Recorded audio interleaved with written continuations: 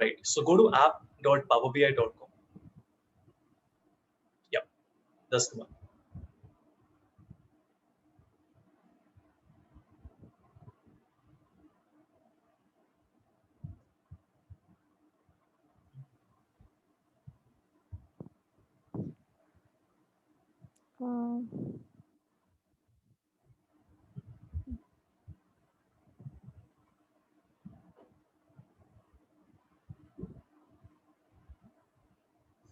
Right. Just go to sign in.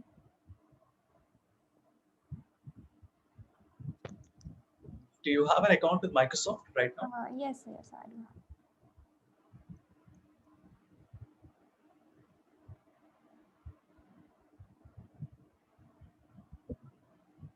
No, that wouldn't work. You need to have a corporate account. Remember, last time I told you it has to be a work account. So for corporate, like I don't have an access. Like I tried No, you doing have to it with use the Krea Krea. ID. Yeah, I did Yes. try the Krea ID, sir, but then I wasn't able to do it. What you have to tell me what error you got, right?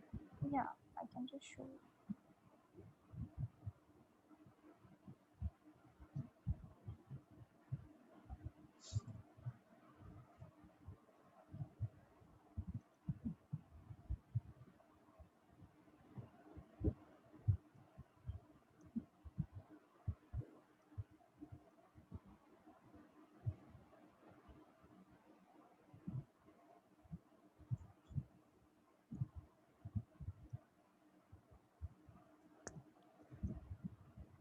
So this is the error I'm getting.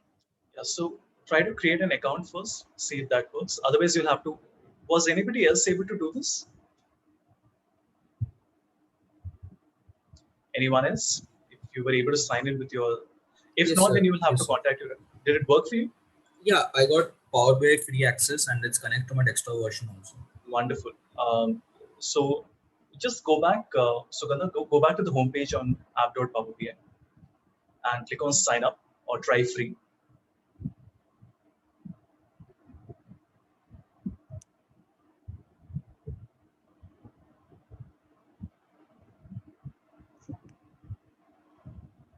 Yeah, just see if it works now.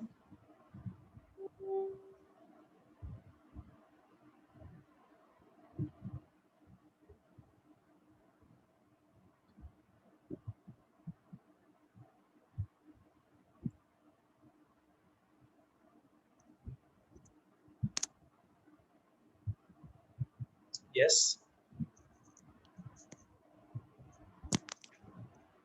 Okay, so then I shall try doing with this. Do it now. It'll just take Okay. you 60 seconds. All right, sir.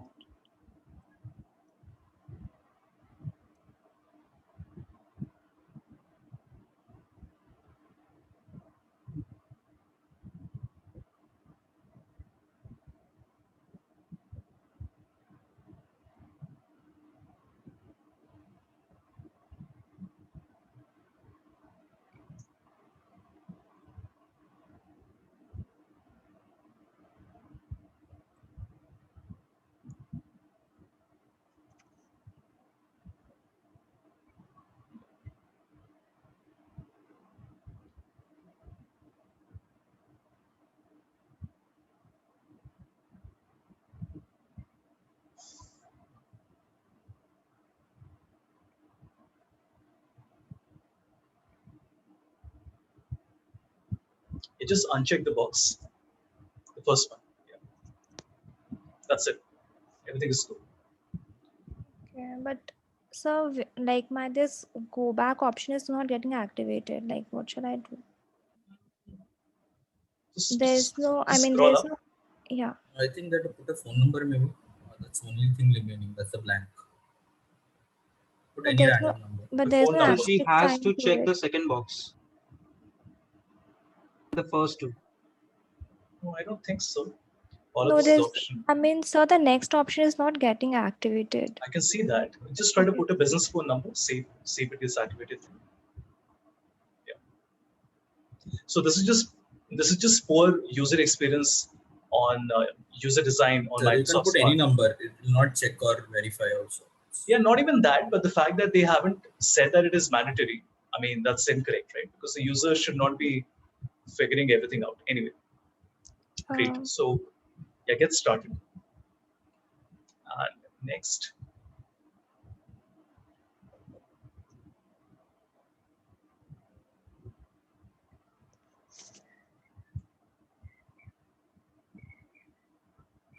Do anything, authentication of email, do it all.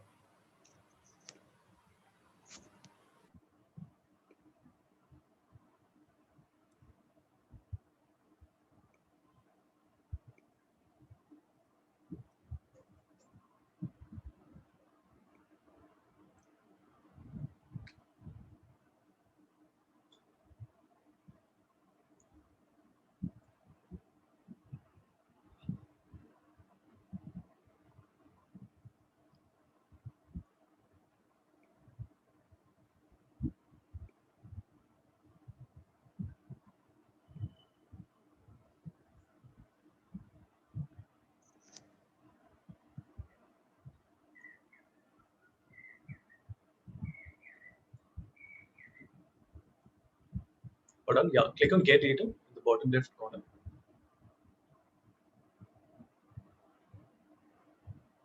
Give it time. Let it load.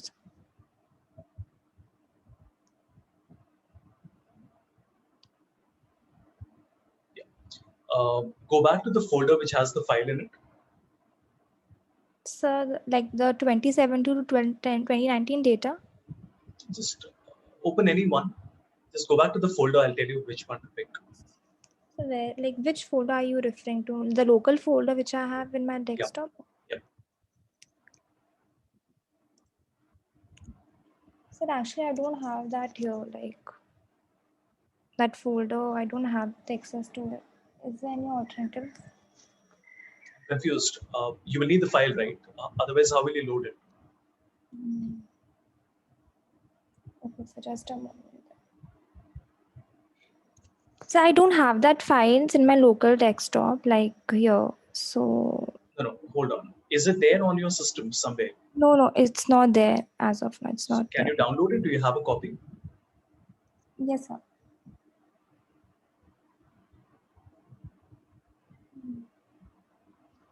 So just a moment. Sure.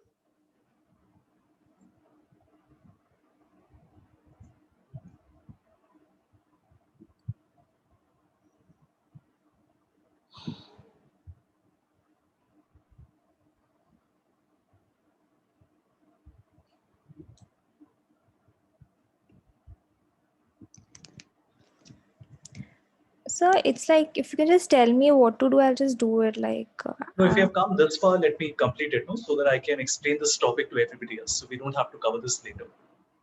okay, sir. Oh, that's all right. I think we've already spent a lot of time. Let me share my screen. Okay. So what we do, everybody, is that once you're working on Power BI service, you saw that we have to obviously need to have a work or a school account. We click on get data, but there's a catch. Like I said, get data allows you to pick up your data source from various services and databases and all, or if you have an organization. But then if you want to pick up a file, right, even though it says that it will pick up Excel files or CSV files, the Excel file has to be formatted as a table. Don't do this now. It's very simple. It's a checklist that you have to keep in mind, right? So what I'm doing is I'm going back to our data set.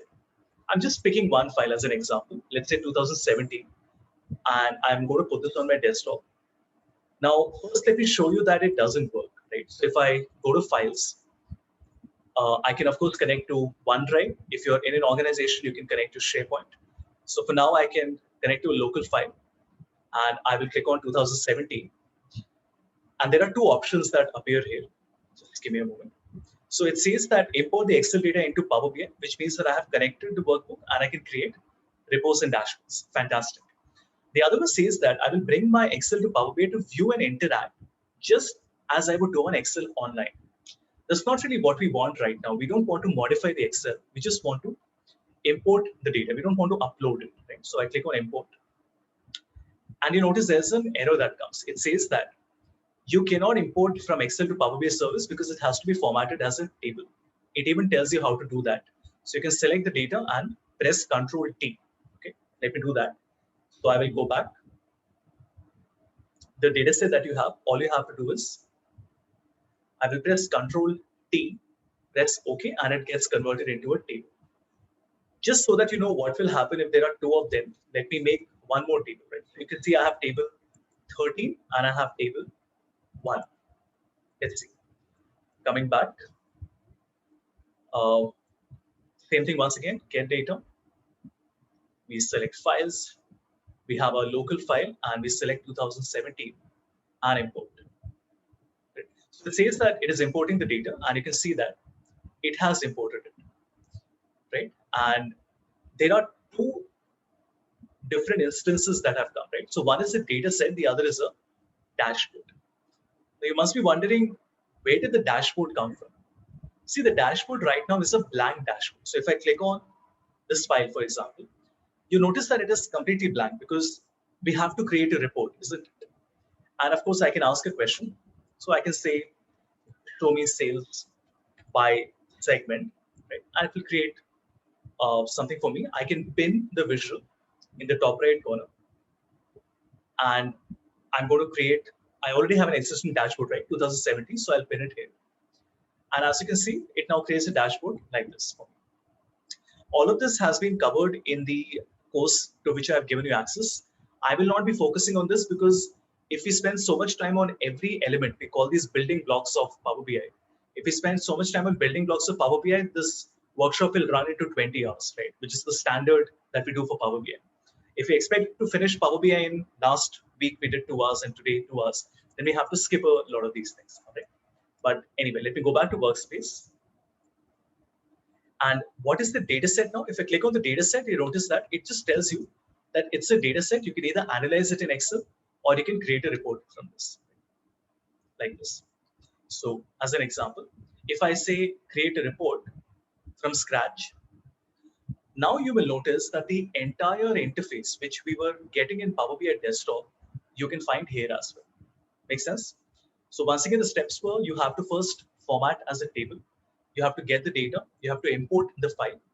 Right? After you have done that, you can just create a report from scratch. But like I said, there are limitations. Number one, you cannot create calculations, which we will be doing today. Tax measures, not possible.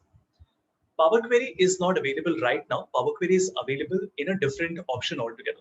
So if you say right now, Havish, I want to make some changes to the data, we can't do that. Like we want to combine different files from a folder. You can't do that, right?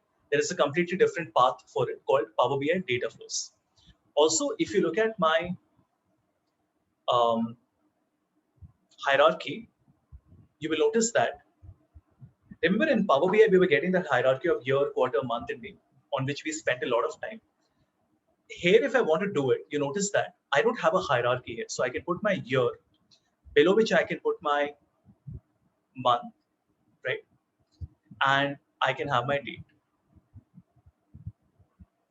Does that mean that we do get a hierarchy? Sort of, we are getting a hierarchy, but then there is no quarter here because these are being created automatically on the service. So quarter doesn't come. If you need the quarter, that means that you will have to first create a column in your data that has the quarter in it. Only then you will be able to use the quarter here. So like I said, there are lots of small restrictions. And Microsoft is very clear. It says that Power BI Desktop is the best report building experience. It does not recommend you to directly connect a data set like this. You can, but then if you want the best experience, you have to use Power BI Desktop. Any questions, anyone?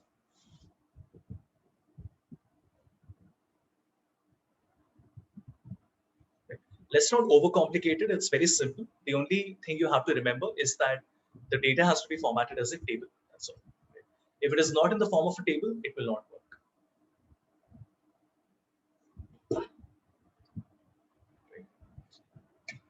Any questions, anybody?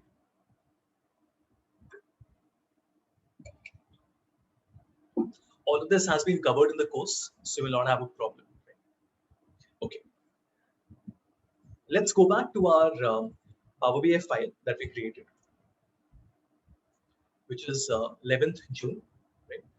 By the way, for Mac users, what I always recommend is Parallels. Right? It is paid, but it's not very expensive. I think it's some 5,000, 6,000 rupees. and parallel system standardization, $80, right? So it's not a lot of money, about 6,000. This is what you should get if you basically want to run a virtual environment, if you want to run Windows on the Mac. All right, great. Let's go back to where we were. Last time we had done get data from a folder. So if all of you recall, we had clicked on get data, and I showed you that we have many different types of data sources available. The one that we selected was our folder. And once we selected the folder, if I click on transform data, you can see that it tells you that this is only one query. So fact underscore sales is actually the data for 17, 18, 19, and 20. We had put 4 years of sales in that folder. So just reminding you, what we had was this 17, 18, 19, 20. And how did this happen? How did magically all the data come inside a single data set? Because you have these steps here, right? So I had already spent time on this. The language is called M. You have to learn it separately. It's a very powerful data transformation tool. You can even run Python scripts here. You have your own software development kit. You can build your own custom functions. It's very powerful. It can work with billions of rows, right? Even on a like a mid-spec machine, right? Even if you don't have a top-of-the-line machine, Power Query is super, super fast. Right? That's what we did last time. And and of course, we created some charts. I spent some time explaining you how the drill down and the drill up works, how two charts can be connected to each other. This was obviously a Q&A, right? Very simple to operate on. We created two cards, and we also had a timeline, right? We had a slicer that we had used. Any questions so far? Then we'll continue from here. Anyone?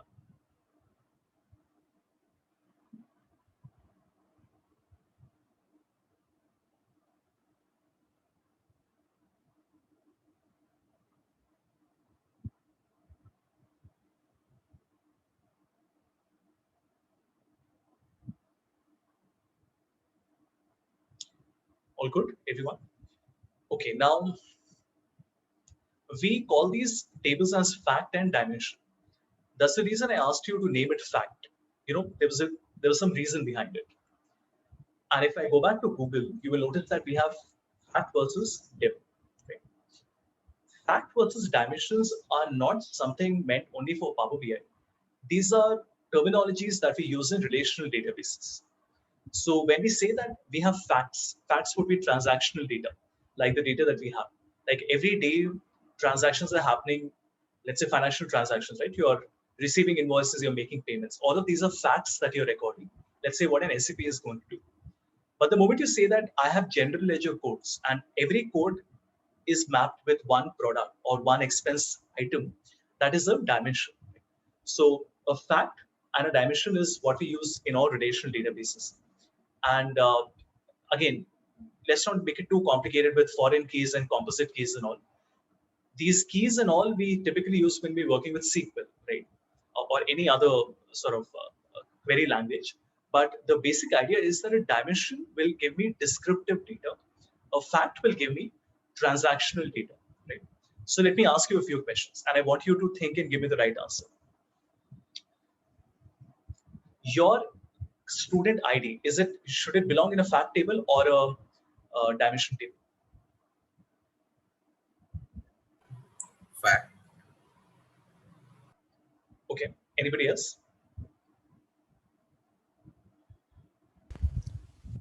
Dimension. Okay. Can you explain why do you think it should be a fact table? It's like a specific and is definite. So Okay. Let me put it in a slightly more practical way. You are attending a training with me. It's a workshop. I'm assuming that you have attended more workshops and you will attend more workshops after this. Let's say all your names, all your student IDs have been given for me, right? Now, I'm assuming that every student attends multiple workshops. Is this table where I'm capturing every single workshop that every student is attending, is it a dimension or is it a fact? Dimension. It's a fact. Reason is that one student ID will appear multiple times, right? So maybe till today you have attended 15 trainings, maybe in the future you will attend even more trainings. But the moment I say that there is a table in which it tells me which student ID has the correct name. So basically, what is the name associated with each student ID? What type of table is that? That's a dimension table. Does it make sense? Is it same thing like in Tableau dimension and measures are being defined? No, no, no. So yeah, so that's very different there. So measures are calculations that we are doing, and they refer to dimensions as categorical data, which is sort of true, but Tableau makes it a little more complicated that way. Don't look at it like that. How we do it in Tableau, right? So just for everybody's sake, because at some point you will be working with Tableau as well. You might be working with Tableau as well. So just to quickly show you, skip this update. I'm just taking an Excel file. See, when we are doing a topic, it makes sense to learn the entire set of tools that we have available, all the applications, right? So in Tableau, you notice that we have these uh, two colors, right, on the left side. Let me just highlight it for you. We have this and we have this, right? Now, this is what Tableau refers to as dimensions and measures, right? So dimensions would be um, geographic data, text values, and dates, and measures would be green in color. Measures are quantitative values, right? But this is not anything related to a relational database, right? It's just the data type that it is referring to. Like when I'm working on Power BI, we have data types on the right side, is it not? I have customer ID, which is a number, order date is a date, segment is a text file. The same thing in Tableau, it's referred to as blue and green colors. That's all.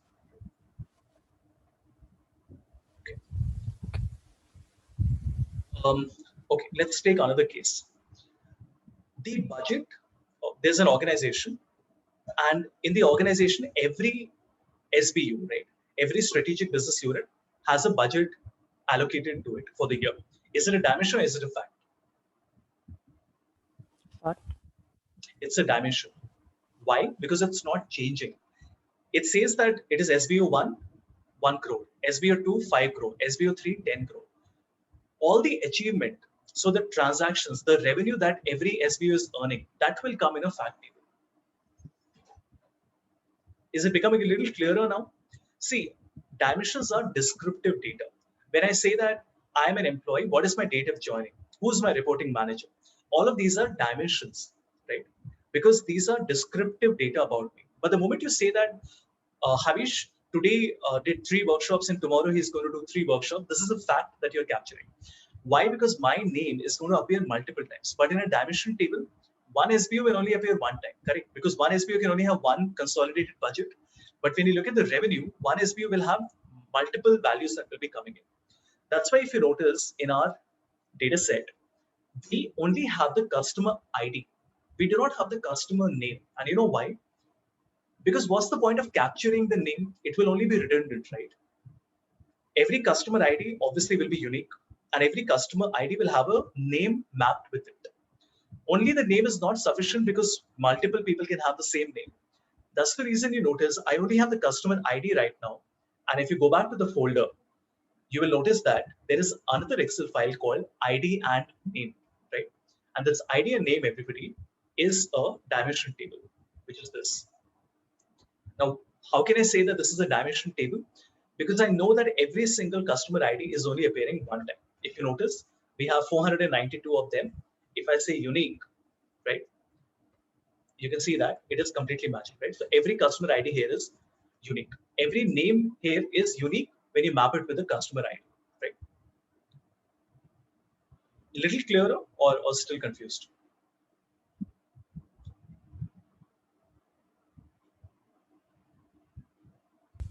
Sir, in that case, in the second example, you said customer ID and the number of trainings the customer attended will be equal to a fact, right?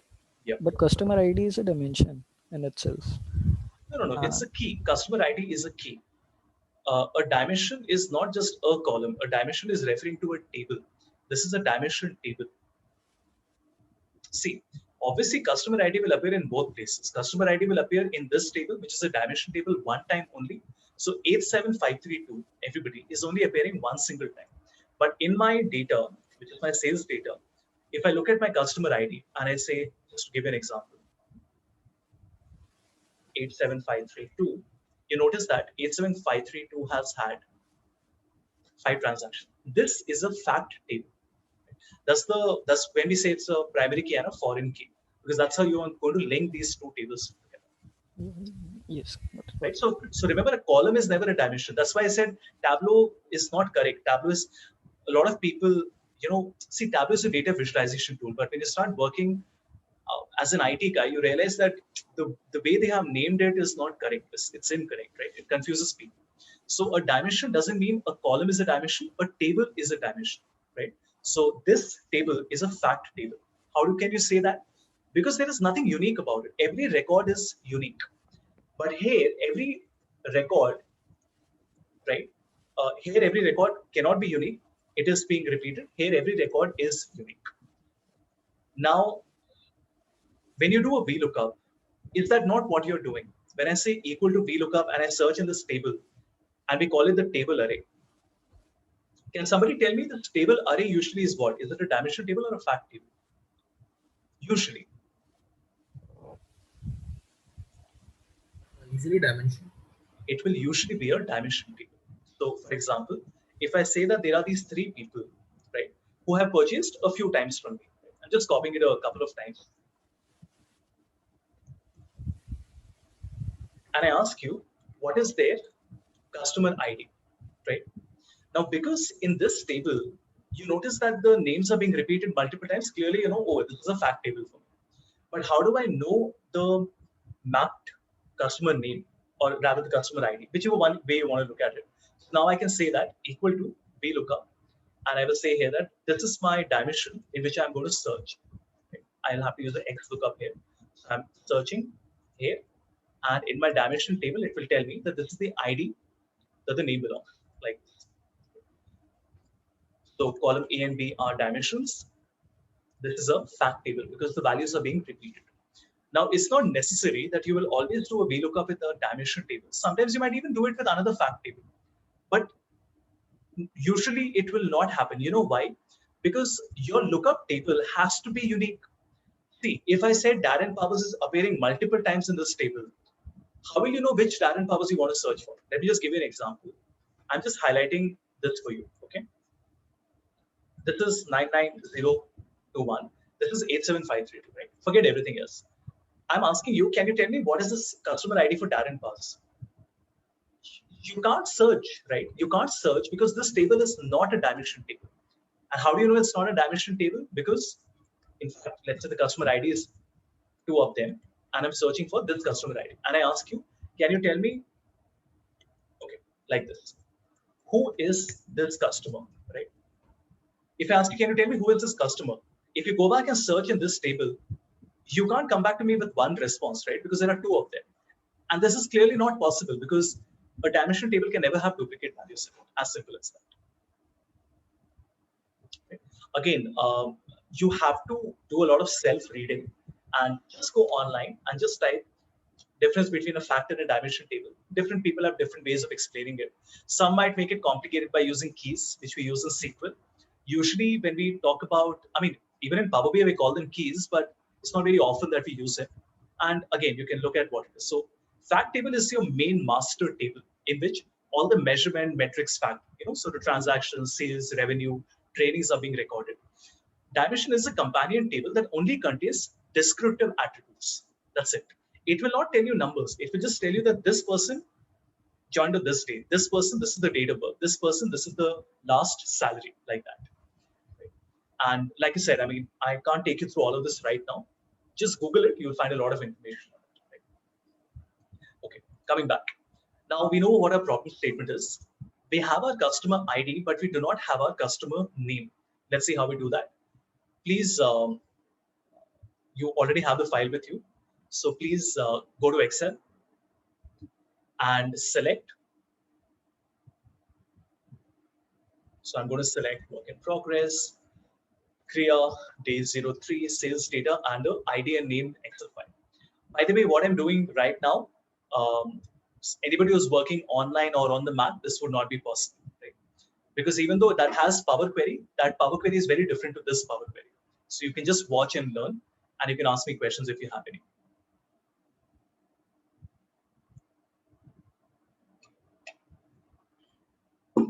Right? So we select ID and name. I click on open. And immediately you will notice that there is a small problem. So when I select the sheet, no, in fact, the problem is not there. Great. So sometimes this heading does not come properly. That's okay. Since it is not coming, let's not bother with it. Please click on transform data, everyone. Remember what will transform data to? This will take me directly to Power Query, which is what we want. So click this on one transform. came from opening the folder from. No, the file, the ID and name file, this one. Okay, so you opened it in Power BI. Yeah. Okay. Right. So I simply went to home, I clicked on Excel, right? And I navigated to this file, ID and name, and I opened it. This is the first window that you will see. It froze for a second, so I missed this one. Thank you. Yeah, I'm waiting.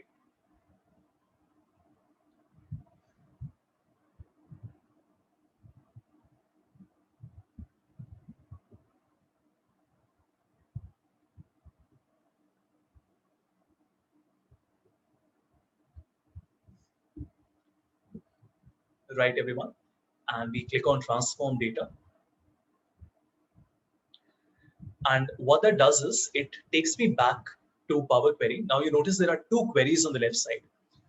One is a fact, the other, I hope all of you can now connect to why this is a dimension. I call it a dimension. You don't need to name it this way, but it's considered a good convention. It's a good habit to call it fact and dimensions. Otherwise, in a real project, when you have 15 different data sources, you will get absolutely and utterly lost if you don't, name these properly.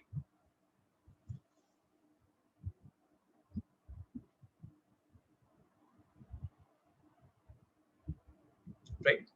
Okay. Now, can somebody tell me what is it that we need to do? Then I'll tell you how to do it. Create a relationship. Okay. Now, there are two ways of going about it. First, we can create a relationship, which cannot be done in Power Query. Okay. Try to understand. Power Query is a data transformation tool. Power Query says, fine, you want to do something like a VLOOKUP, you want to get the data and merge the two tables, basically get the customer name and merge it, I can do it. But if you ask me to create a relationship, it can't do it. Just keep that in your mind. Power Then Query cannot create relationships. We can create relationships in Power BI, but for that we will be using a data model. I'll be showing that to you as well. But after this, the bottom line is you cannot use Power Query to create a relationship. You can only use Power Query to do something called a merge query. Right? Anybody who has worked on SQL at any point would know what merge is. Merge basically means that we have two tables. One table has, if you notice, there are 12 columns in this. There are two columns in it. It will combine everything into a single table with 14 columns. As simple as that. How did 17, 18, 19, 20 come together? That was an append. Append means that you're adding more rows. Merge means that you're adding more columns, right? So I hope that analogy is clear. Merge is when you're adding more columns, which is what we want to do right now. Since there's a new column called customer name. Append is when you're adding more records. So when we added 17, 18, 19, 20, in the future 21, that will become an append. So let's click on merge queries, please. Now it says, fine, Havish, you want to merge two tables. One has 12 columns in it. The other has 2 columns in it. So why don't you select the 2 tables? So I'm going to select my dimension table. But they don't have the same number of rows, right? Because in this one, there are no unique values. Every ID is appearing one time. Every name is appearing one time. That is why if I want to merge it, I have to define the primary key and the foreign key, right? So I will select my key and I will also select my key here. So I have to tell Power Query that, see, these are the 2 columns that are mapped with each other. In the dimension table, every ID comes one time, but in the fact table, there is a possibility that it will appear multiple times. Right? So just select the 2 columns, everyone. Now we are not messing around with the other things, but just so you know, the default that we use, let's say 95% of the time, is left outer join, which is nothing but a VLOOKUP, right? Then we also have a right outer, we have an anti-join, inner join, all of that. I don't have time to get into all of this. 95% of the time, you will only be needing the left outer, which is also the default. But if you're curious and you want to learn, you should spend some time and learn the other types of joins as well. This is there in my Power Query course on Excel. Right? We also have something called fuzzy matching. Fuzzy matching is used when there are misspellings, not with numbers, but with misspellings.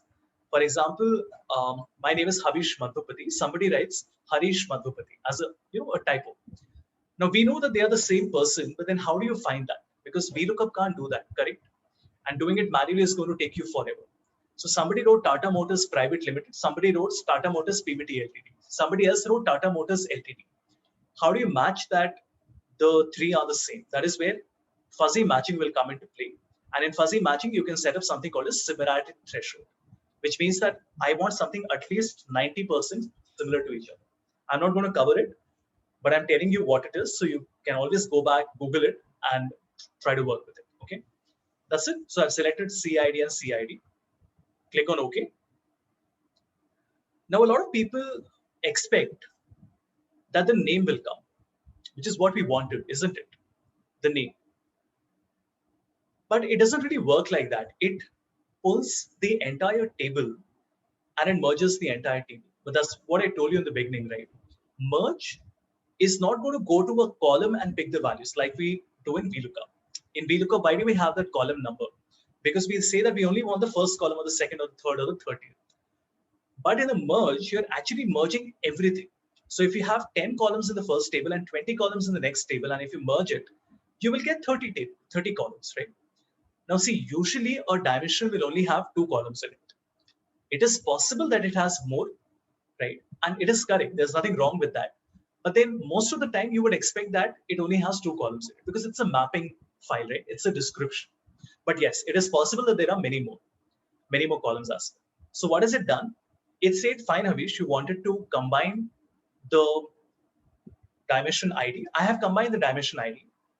But the problem is that I don't need the ID again because we already have the ID with us. Remember? We already have the customer ID. All that I'm interested in is the name. That means I can remove the CID when I click on this double arrow and tell Power Query that I don't need the ID once more because I already have it. I just need the name. And now when we click on OK, you notice that it gives us the name. Please make sure that everybody is at this point and let me know if you have any issue.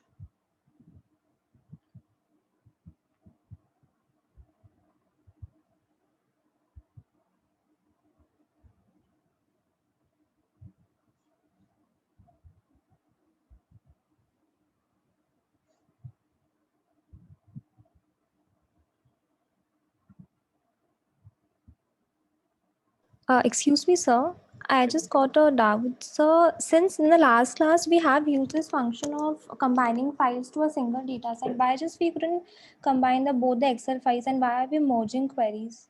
Like, what's the significance of doing? Because the outcome is we need the data from the two Excel files. Give me a moment.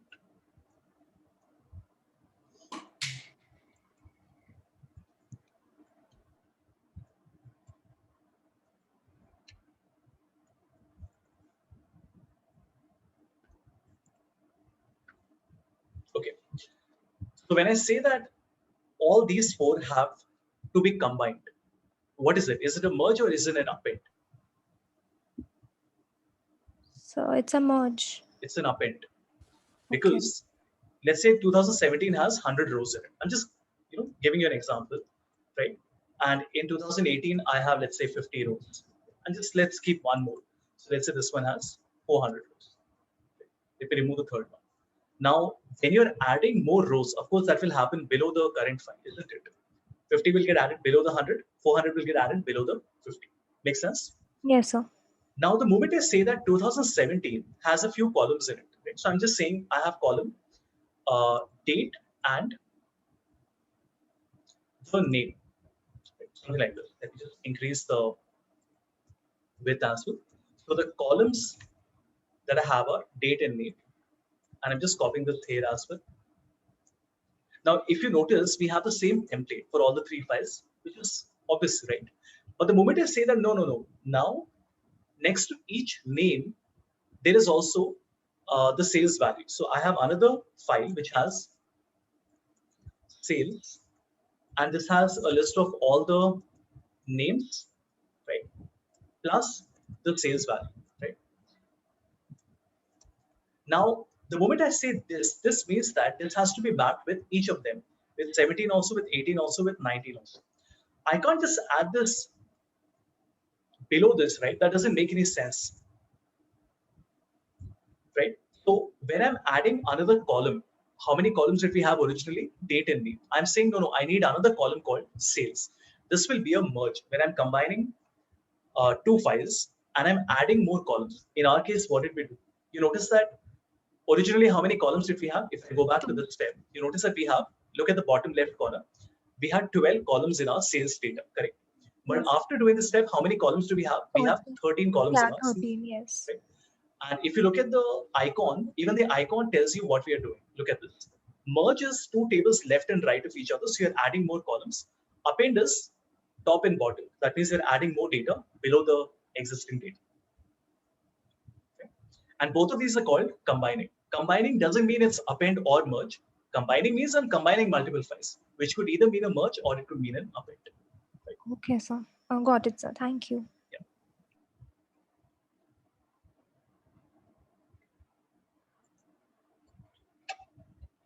Yeah. And if you look at the function, it's not really that difficult.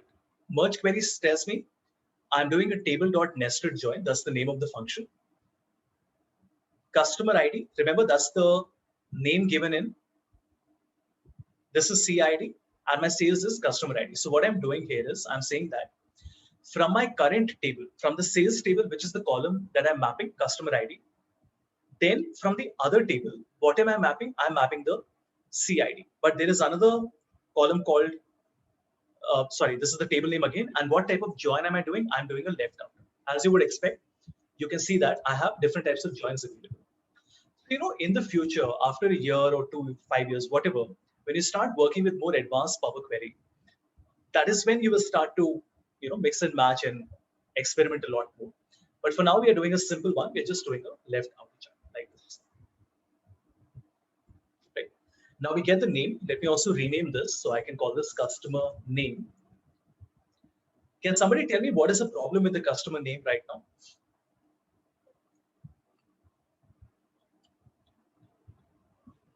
What is the problem with these records, everyone? There are repetitions. There will be repetitions, no? Will one customer not be purchasing numerous times from you? That's okay. That's not a problem. It's a sales table, right? So we expect them to get repeated. But what is the problem? Look at the Comma? order.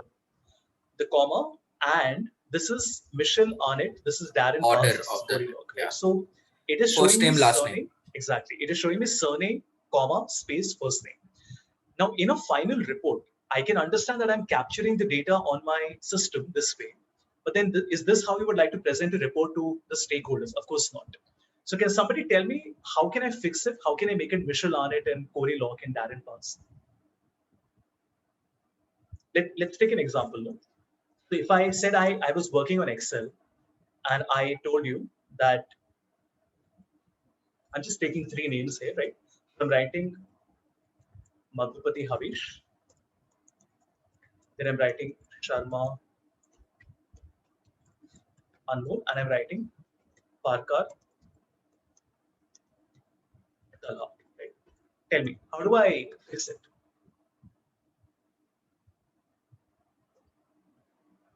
Super important in finance, guys. How do you clean this data? How do you make it first name, space, surname?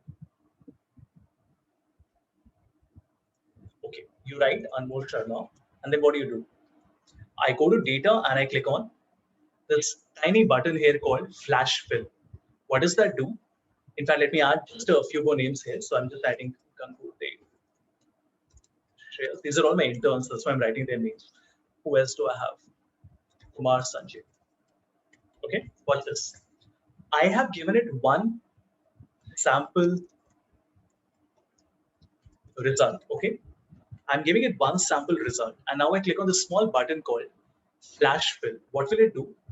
Flashfill says that I've given an example or a sample, and in my output column, which is column B, the moment I press Control E, it will automatically work. It will fix the data for me. Right? Any questions on this? Anyone? So if I had said Anmol underscore underscore underscore Sharma, what will happen? The underscore will come everywhere.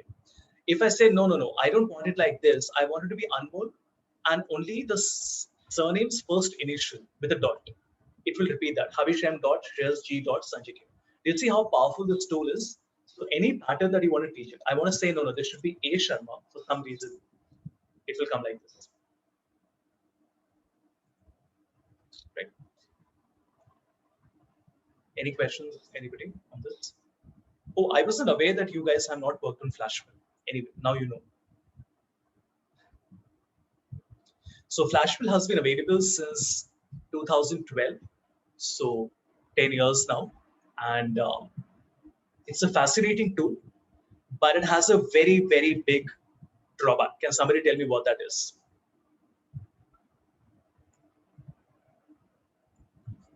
Anyone think? If I add one more name, do you think we'll get the result? Yes or no?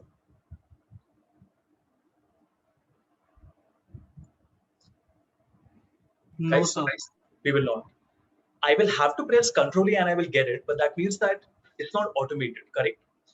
The other drawback is while we are getting the result, can you see what formula was written? Because there's nothing in the formula bar, right? So I have not learned anything reusable. That means I told Flashfill I want a certain pattern. Flashfill said, fine, I will create that pattern for you. And it did that successfully. But I was not able to learn anything from that exercise. It's like, fine, I will show you the answer you want, but I'm not going to tell you how I did it. And that's very irritating because I would have liked to see what it did, right? Like if I wanted to do this with the formula, can somebody tell me what do you think the formula should be? If I wanted to get this result, H dot Madhupati. I will first have to say, I need that first letter, no, H. So I'll say equal to find. What do I need to find? I need to find a space in A1. It will tell me the space is on the 12th character. So H will be on which character, guys? 13th. 13th. So I can do a +1. But how do I take out that H? Now I have to say that, okay, from my mid of A1, I want to take the 13th character as a starting point, but only one character. So that will give me H. After this, I can concatenate a period, and then I can again concatenate. Now I need that Madhupati. So now I will say, from the left of A1, how many characters do we need? I will need to find a comma, right, in A1, and I'll have to do a -1 because I don't want to include the comma. And as you can see, it gives me the result we wanted and with a space. Now, you might say, but Havish, if Flashfill is already working, then why do we even need to learn how to build a formula like this? And this is a very simple one. Right? This can get even more complicated. See, the reason you need to learn formulas are because formulas are dynamic. The moment you add more records, the formulas will work, number one. Number two, formulas can be connected to other formulas, right? So you can link it with some conditional logic, right? People can improvise on it.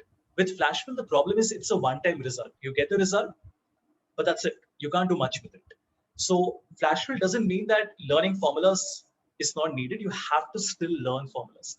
And the problem with Flashfill is that while it gives you the result, it doesn't tell you how it did it. And that is where Power Query comes into play.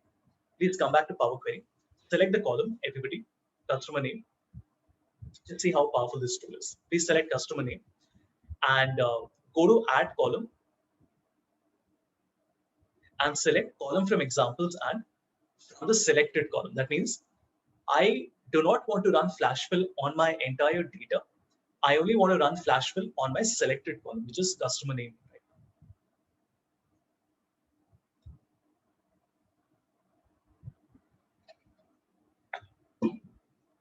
Right? Now, the moment you click on that button from selection, you notice that there is a blank column that appears, and Power Query is now telling you that, fine, Havish, you want to create a new column. So please enter some sample values to create a new column. Let me do that. So I will say, okay, I want it to be Michelle Arnett. strangely, you will notice that it doesn't work, right? It says, please enter some more sample values. In Excel, by flash fill, even with one sample, it worked. But for some reason in Power Query, it doesn't work with a single sample. That means that we have to give it one more sample. That's okay. I can say, no, you know what? Let me give you one more sample. So let me teach you one more time. So I say it has to be Darren Pass. And the moment you do that and you press enter, you will notice that. Just let me just check the spellings and all. Just a moment. Okay, fine. I had to give 3 samples. As you can see, I gave it 3 samples. And as you can see, do you see the formula, everybody? Do you see this part? This entire thing, that's the beauty of Power Query. Yes, even on Excel, we could have got the result, but one drawback is it's not automated. It doesn't show you the formula, and it has limitation. It's not very powerful. In Power Query, Flashfill is much more powerful. It is automated, and it writes the formula for you, which means that in the future, I can just copy and paste this formula for another data set, right?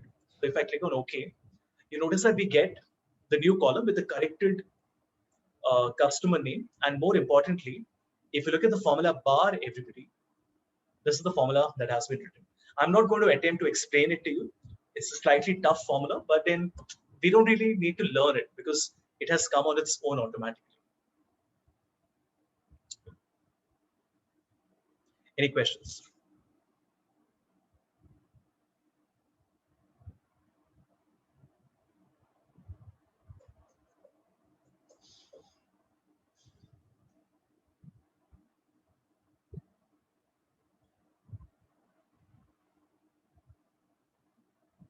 Okay. Can somebody just try to tell me how is this formula working? Don't spend a lot of time. Just take about 15 seconds, right? And just tell me if you can understand how this formula is working. See, this way you will assess yourself and try to see, can you, like I showed you in VBA as well, you will find these ready-made codes available. The formula is coming on its own, but you still need to understand it and modify it, isn't it? So can somebody explain that to me? So in the start, you first split the cell on the basis of the delimiter value. Your delimiter value is the comma and a space. Okay. The cell get broken down into 2 parts, is 0 and a 1. Right. And then you combine that first part needs to Excellent. move first, Excellent. and then add a Absolutely. space and say I could not have explained it better than that. So what we're doing is I'm saying split customer name. See, this part, split customer name, is just a text. I could have written anything I want. It doesn't matter. It's like a variable name that I'm giving. Okay. And I'm using splitter dot split text by delimiter. This is an inbuilt function, obviously. What am I splitting on the basis of? On a comma and a space. So what will it do? When I split it, which column? The customer name column. It will break it into different items in an array. Okay. Now, in our case, there are only 2 items in the array because there's one value on the left of the comma, one value on the right of the comma. Now I'm doing a function called text.combine, which is like a concatenate. I'm taking the split customer name 1, that means the second part. I'm adding a space in the middle, and then I'm changing it to 0. Just to give an example, I can also put an underscore here, can't I? Without having to delete what I did and repeat add column. If I do this, you notice that now it makes it an underscore. So you see how we can use a combination, right? I spend a lot of time with you on VBA explaining to you that you have to reuse codes from the internet, you have to record macros and learn to identify what are the points at which some modification is required. That's the true skill of a developer. Here as well, it's almost like working in development where you have to really know what are the paths that you need to change. Now, if you ask me, Havish, do you know everything in Power Query? I mean, I'm not even close to it. I haven't even worked on 50% of what Power Query has to offer. But that's okay. The idea is that I have got very good at using these things and learning how to modify and tweak it. Right? That's how you get better at it. Good. Any questions, anyone? If we change it back to a space.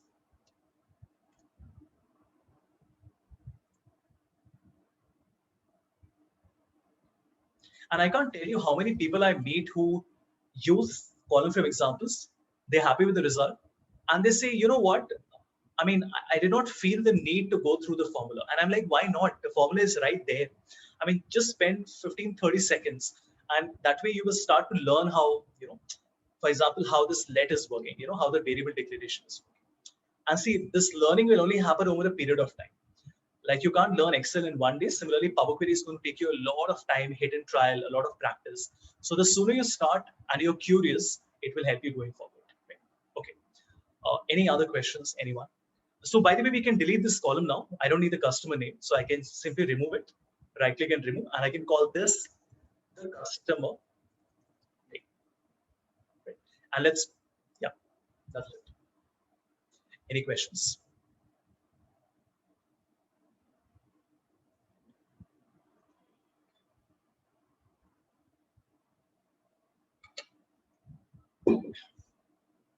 All good? Please click on close and apply, home and close and apply. And now you would notice that we have a single data set called fact underscore sales, which has everything that we need. So you will notice that we have in fact underscore sales, I have the ID and I have the name and I have the sales amount. That's what we wanted, right? How many files have we connected to? We have connected to 5 files right now, 17, 18, 19, 20, and the dimension file, which is ID and name, like this. Any questions, anyone? This is not a relationship, okay? So don't call it a relationship, anyone. This is a crude method, where you're actually doing a merge. You're saying, no, I want to take the values from the next second table and I want to drag it into the first table. A relationship is more subtle, where you say that I don't need to do any copy and paste. I'm creating a virtual connection between the two tables and it will work. I will now show you how to do it. Before that, any questions on this?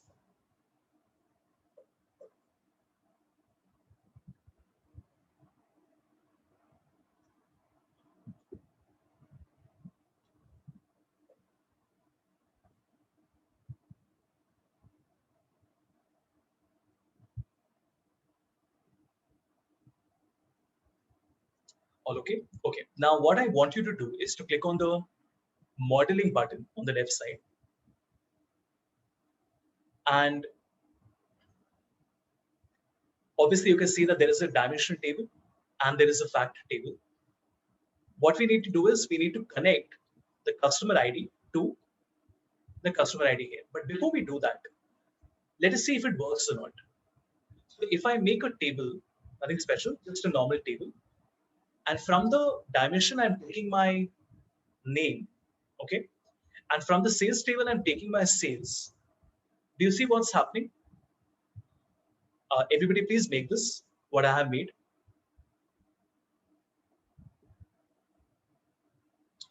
I have selected a table. You can see what I've done, right? I've selected a table where we have the name coming from the dimension. Don't select it from this one, okay? Select from the dimension table. Let me highlight it for you.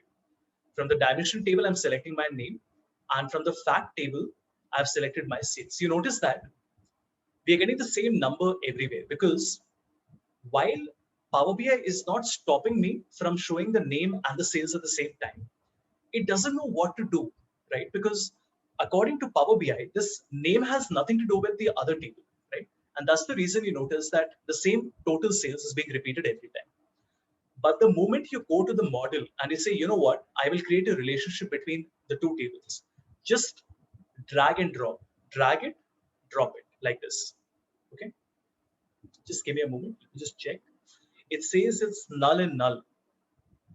Oh, no, I'm sorry. It will not work. It will not work because we have changed the order. No. So you should actually not have selected. Oh, it should work. Why is it not working? Hold on. Let me check. It says customer ID is null. I'm not quite sure. Let me check. Hold on. So dimension seems all right. It says there are 793 rows in it. Okay. What could the reason be?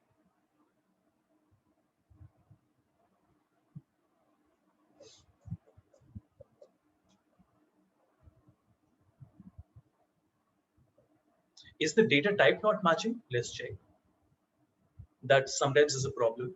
So in my dimension, it's a number, and in the fact sales, also it is a number. So that also cannot be the problem.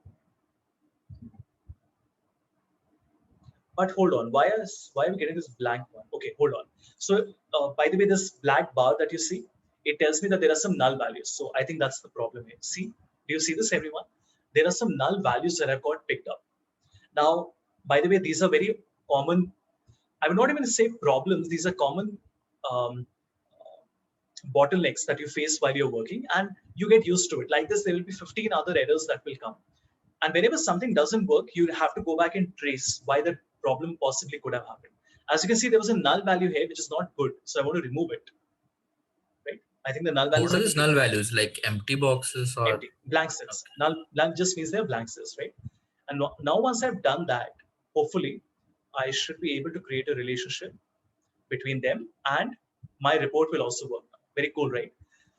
Right. So first you try this out. Then I'm going to ask you which one do you think is better, doing the merge or creating a relationship. Let me do it once again. First, you have to remove all the null values, everyone. So very simple, just go to the drop down and just deselect the null. Okay, and that's it. Now you create a relationship in the module.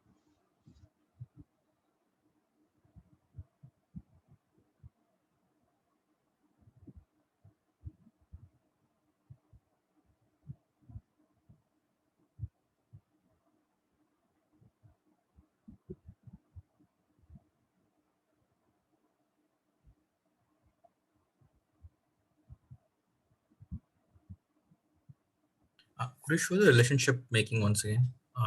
Drag down from fact cells. Anyone, it doesn't matter. You can pick Okay, up just from get either side. It will automatically create the relationship. Right? So can somebody tell me what does this asterisk refer to? In one word, what does it refer to? Guys, one, One to two, many.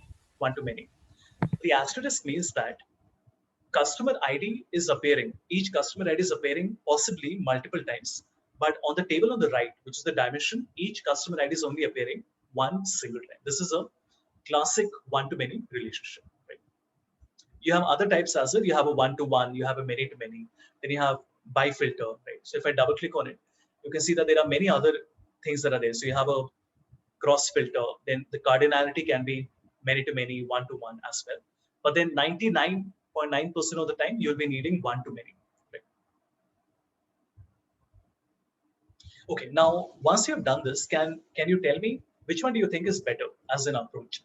To create a relationship or to do a merge? And tell me the reason as well. Why are you picking one? Because the approach is very different, right? I mean, in merge, you have to go to Power Query, then you have to click on a button and then basically write a function, do a merge. Here it's very different. You don't have to write any formulas or anything. You just have to connect both of them. Pick one. I mean, see, if I was conducting an interview, which I do on behalf of a lot of my clients, this is the question that I ask: which one do you pick and why? So, whatever you're thinking of, So both are, relationship, and why? that is best, because like when we are merging, we are combining two tables, which is in extra work. Like actually, if we do in a database thing, we have to create a whole table merging these two table. We have to merge the two tables and actually create another table to do it. So that is an extra thing. Here we are just doing a relation between these two tables. So I think it is more Yeah. efficient. A small change in what you said. You said we are creating a new table. We were not creating a new table, but yes, we were adding a new column, right? Yeah. And I can say that this is a little redundant because this column will occupy some space in my memory, in my file, isn't it? See, when I create a relationship, I don't have to duplicate these names multiple times in the sales table like I've done right now. So you're actually increasing the processing power of your report, what you call the computational power, because the redundancy is stopped. But then, and it's more efficient when you create a relationship. But there is one advantage of creating the merge, which is that if I go to my data view, you see that the customer name is here. I can right click on my sales table and I can export it, or whatever, copy it. If you had a relationship, then what will happen? You will never have the customer name along with the sales data. It will be there connected, so you can make a report. But if you want to see everything in one place, which a lot of clients like to do, they say, no, I don't want to look at the relationship. You just show me one table which has every column in it. If that is the requirement, then you have to create a merge, because a model will only create a relationship. It will not actually show you the data in one location. There are, of course, many other factors that come into play, but this is one of the important considerations to keep in mind.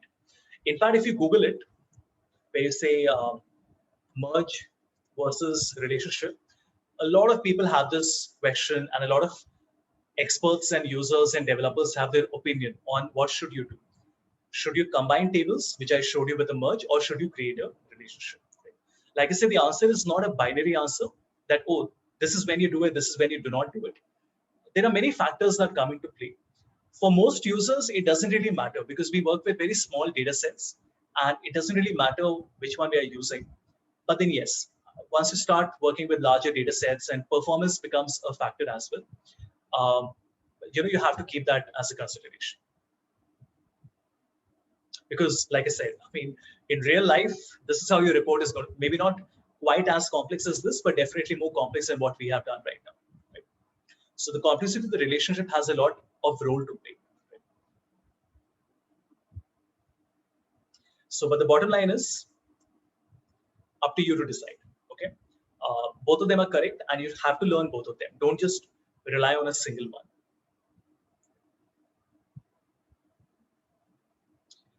Good. Any questions on this? Anyone? So my name and that customer this thing is not coming like I did the way. It's not coming like this. Share your screen. Let's see. Yeah. One.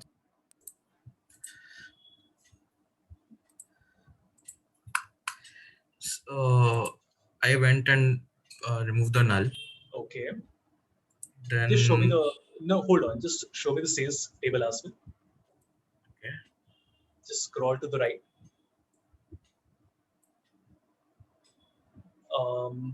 That seems okay. Okay, close and Right. apply. One second. Yeah, it's coming like this. Yeah, because you have selected the name from the dimension table. No? In the dimension table, we did not change the order. Okay. We changed it in the sales table. That means you will have to change it to the dimension table as well. It's coming like this for me as well. Okay, so I should take customer name from sales. See, I showed you two things to explain to you, but Okay. you can take it from either one, right? I mean, if you want to make a model, then you will have to take it from the dimension table. If you want to use a merge, then you can use it from the fact sales table. Have you created the model? Just show me the model once. You've created the model, correct? Go back to Yeah. report, right? Select the sales and put it in the table. Just see the result.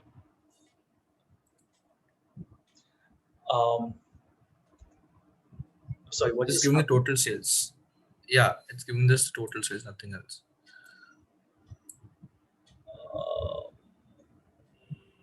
Just select the option next to the table, which is a matrix. The option on the right of the table. No, the visual that you selected, the table Okay. on the right of that. No, yeah. Matrix.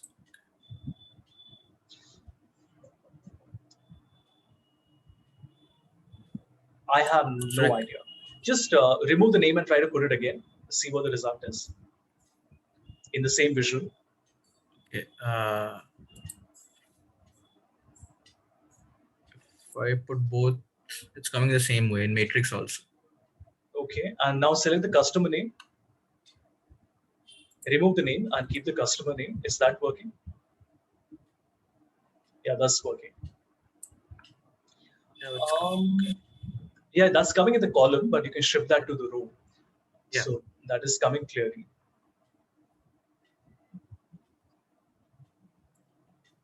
I'm thinking, hold on. Just go back to the model once. Hover your mouse over that line that you see, the connecting line. Yeah, you have connected the name to the customer ID. It has to be customer ID to CID. You'll have to delete it first. Right click on the line and delete it. No, on the line. No, not that. On the line that you see. Okay. Yeah, Yeah, right click and delete. So the relationship will be between the primary and the foreign key. That would be between CID and customer ID. Okay, so I have to drag customer ID and drop it there. Yeah, on top of CID. Right, now go back, it should work. Right, just remove the customer name and keep the name.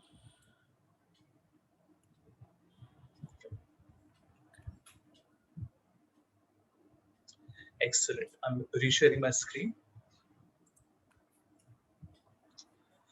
Good. So very important topics that we have learned. One is to do a merge, which you will have to do all the time, and the other is to do a model, which also you will have to do if you're working with DAX, right?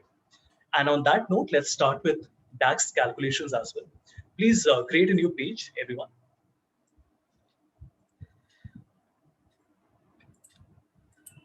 Right? And create what I'm creating. It's a simple column chart, nothing special, with the order date and the sales value. That's it. And break it down to the quarter level. What we had done in the last session as well. Please recreate that.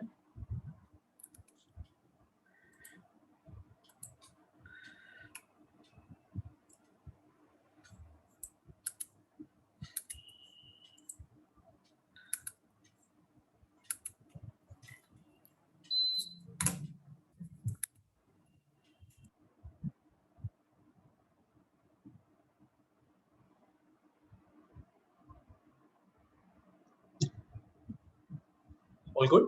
So you can see that we have the data for all the quarters, for all the 4 years. And I can see that from Q1 to Q2, my sales increased from 8,600 to 13,000, right? So I can see there was a jump that happened. Let's say about a 55, 60% jump. But how do I know what is that delta? You know, what is that growth that has happened Q on Q? Can you think Power Query can do it for us?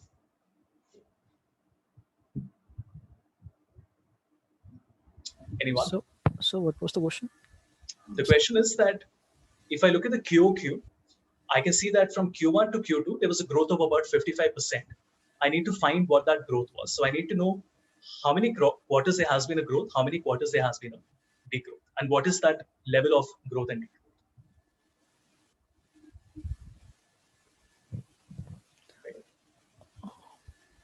Power BI on the backend is using pivot table, right?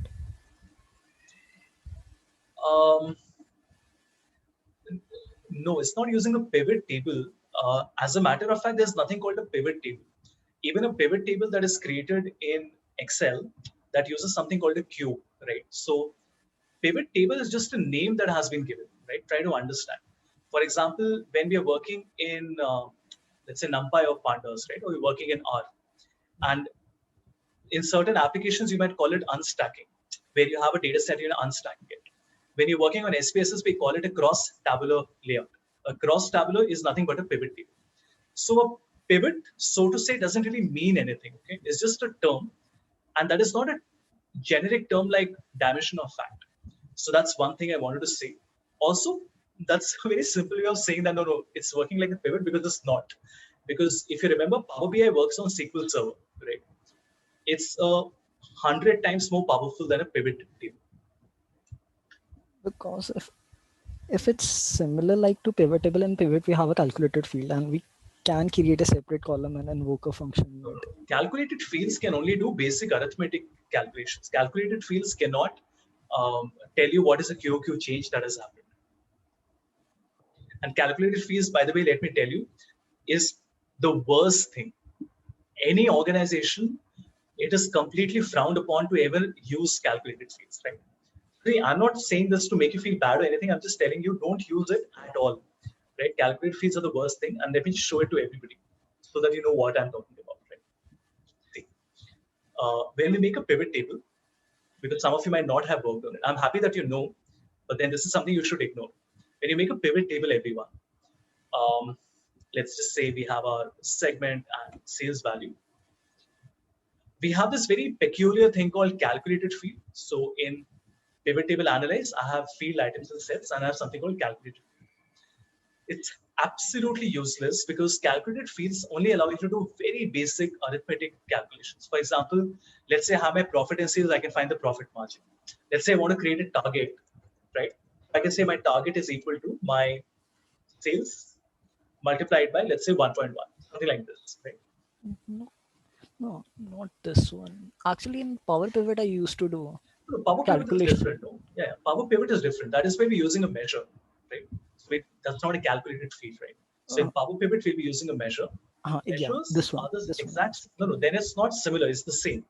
Power Pivot is the same model that works on Excel, and the engine, which is called the tabular engine, works exactly the same on SQL Server, on Excel, and on Power BI.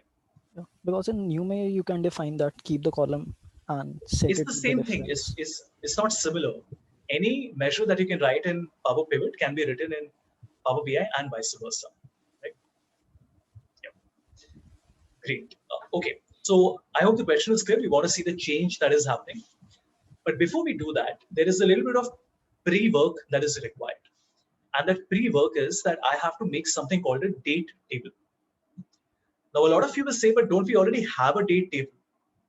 We do, but this date table is not meeting certain conditions that I have. Let me show you what those conditions are. So Power BI date table conditions, okay?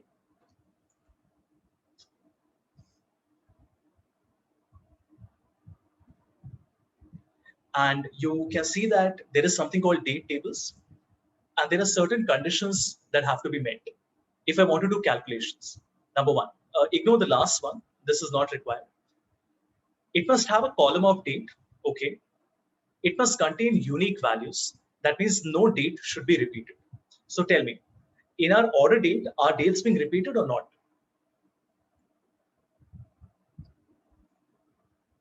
In any sales data, is the date being repeated, yes or no? Of course they are, because there will be multiple transactions on every day, isn't it? Which means that if I look at it on the 9th of January, let me just sort my data. On the 11th, what is happening? Just a minute. Okay. So if you look at it, if on the 16th of February, you can see that obviously I have multiple transactions that have happened, right? So I'm not meeting the second condition. Also, it must not contain blanks, right? This is a must. So if a transaction is blank, you have to remove the entire row. You can't have a blank date. It must not have any missing dates. Does our data have missing dates in it? Obviously, because it is not necessary that a transaction has happened on each date. You notice that from the 11th till the 24th, it was an absolute gap. There were no transactions that happened. Also, it must span full years. That means it needs to be a complete 12-month calendar, right? How important is it to create a date table? It's a must. And if you say date table Power BI, you will notice that there are hundreds of articles and videos explaining you how to create a date table. Look at all this. How to create a date table, how to create a date table, right? Like this. Now you can create a date table in Power Query as well, but it's not recommended. I mean, it's hard to explain why, but it's considered a good practice to always make a date table in DAX, right? What is DAX? Why are we using it? And what does it even look like?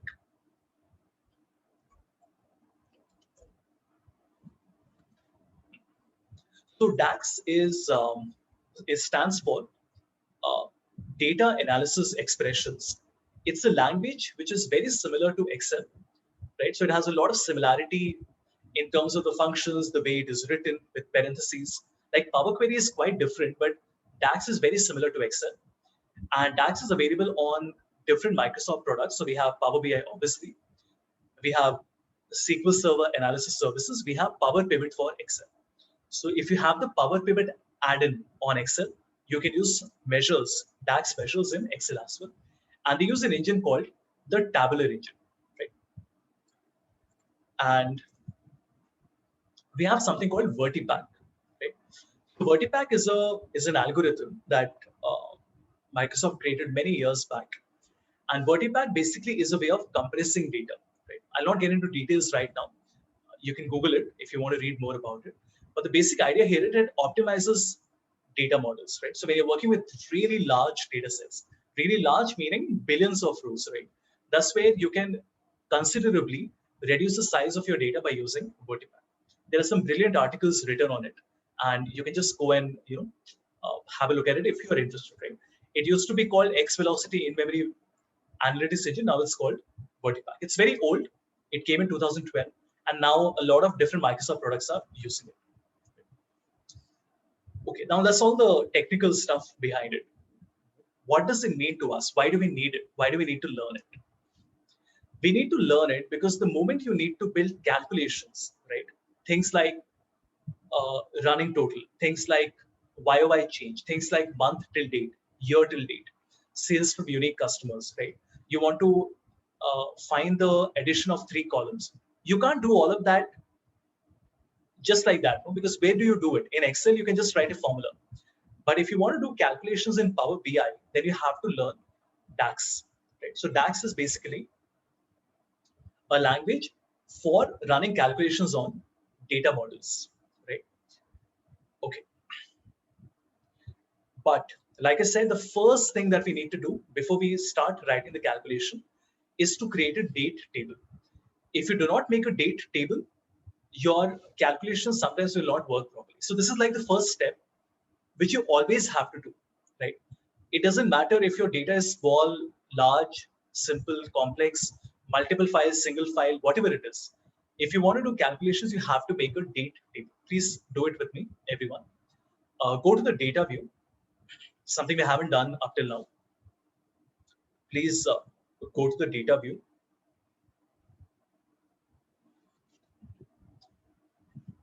Right? And we want to create a new table now. How many tables do we already have? We have 2 tables. One is my ID, the other is my sales, right? To create a new table, we can go to table tools and I will select new table.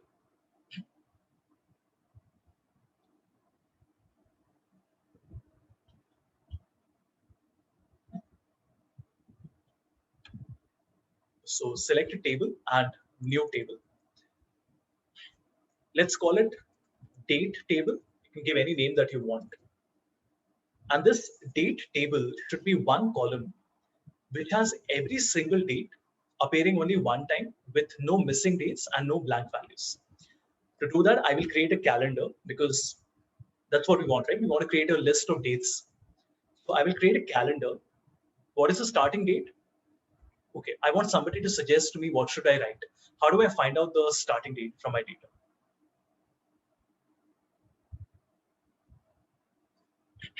Anyone?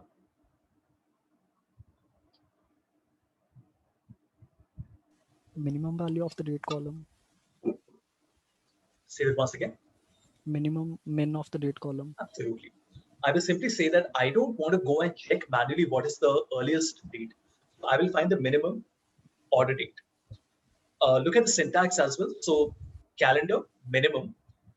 But you can't just select the column name because that column can be present in multiple tables. So you have to first write the entire table name, which is fact underscore sales, and then the column name, which is order date, like this, right? Comma, and then max of order date.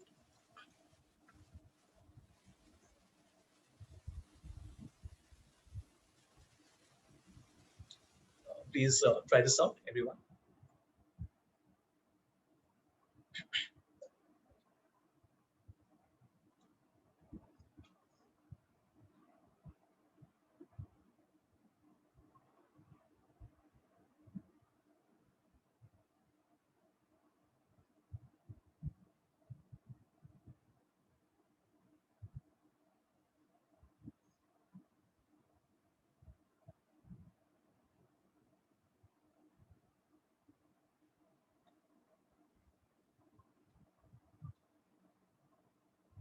All good?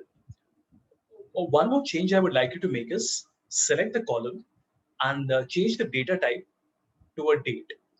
I mean, in any case, everything is midnight, right? Because everything is 0000. So it doesn't make sense for us to make it date time. Just make sure that it's a date only. You don't need to do it, but it's considered good practice to do this. Once you've done this, tell me what should be the next thing that we do?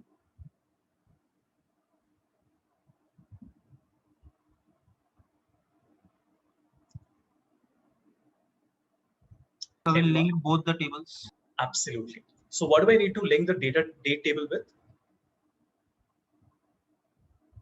Sales table, correct? Because if I don't do that, there is no connection between them. Now, some people say, but Havish, have you not taken the minimum and the maximum from the sales? I have, but that doesn't mean that there is a connection between them, right?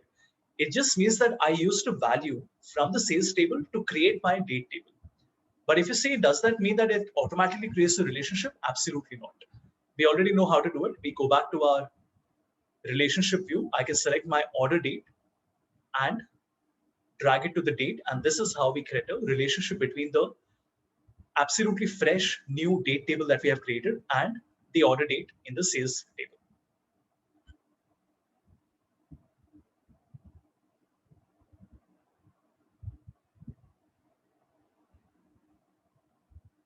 Just give me a moment. I just wanted to check something.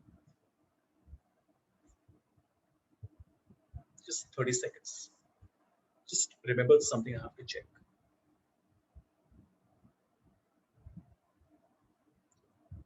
And why is it taking time to open?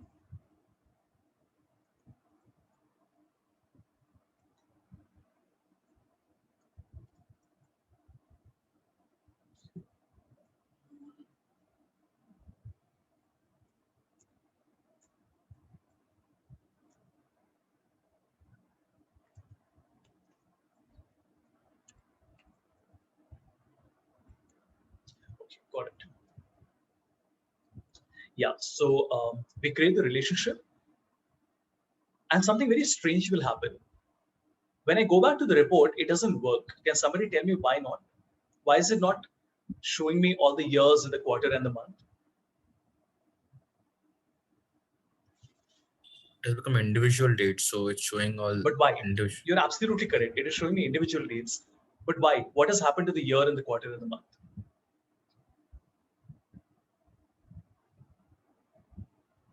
Let me give you a hint. Can you see any difference between the order date and the ship date? Data type.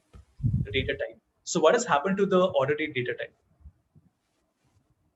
It's not defined. It is no. It has become a text value. Right. So what has happened is that the moment I create a relationship between my order date and my date, my original order date is not a date anymore.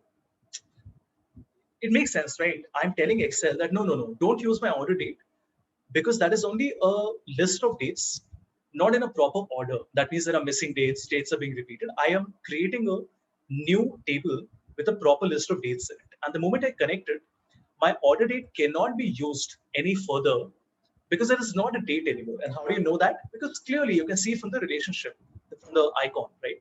There is no date appearing here. So what should we do? We should replace it with the new date table that we have created. Please do this, everyone. It's a very small thing, but I've had a lot of people having trouble with this, and then they come back and say something went wrong. Nothing went wrong. This is how it is supposed to work.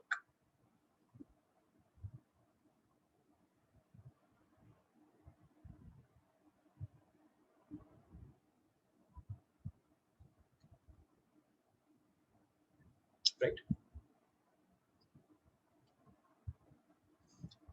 Okay, now comes the fun part and the slightly difficult part, which is where we have to build a DAX measure. Right? I'm going to do it. I will give you time to copy it and ask me as many questions as you want to. But do remember that DAX is quite tough, right? It's an easy language to begin with, but then once you start doing more practical use cases, it can become quite tough. How tough? Not just in terms of the length of the formula, right, which is quite large as well, but also in terms of the complexity. There are many things that you have to consider. Just allow me to show you an example. This is like in Excel, we don't really write single functions that are this long, right? Like, look at this. This is a date table that I'm creating, a calculated table. This entire thing is one formula, right? Pretty crazy, right? Now, is it like a programming language? Not at all. On the contrary, this is very much like Excel. Just like Excel, remember in Excel, how did I declare a variable? Does anybody remember? If I want to declare a variable, if I want to give a name to a calculation inside a formula, how do I do that? What did I write? What are the three letters that we write? Let. Let. So it is exactly like that. This is a variable that we're declaring, and here we are doing a var, right? But once we do a var, then at the end we also have to do a return, which I can't seem to see. I can't find it. This one, right? So this is how you're returning the result. In Excel, we don't have to do this. Now, the purpose of showing you this was not to make you feel scared or to impress you that, oh, see how complicated these are. To give you a realistic scenario, right? That you can expect, maybe not this long, but you can expect 10, 15 lines of formulas, maybe something like this, to be written very frequently. Again, let me tell you, it is not just the length of the formula that makes it complex. It is actually the understanding. So we have something in DAX called row and filter context. These are all very advanced topics. You will learn it. You will need to learn it, not now, much later. Right?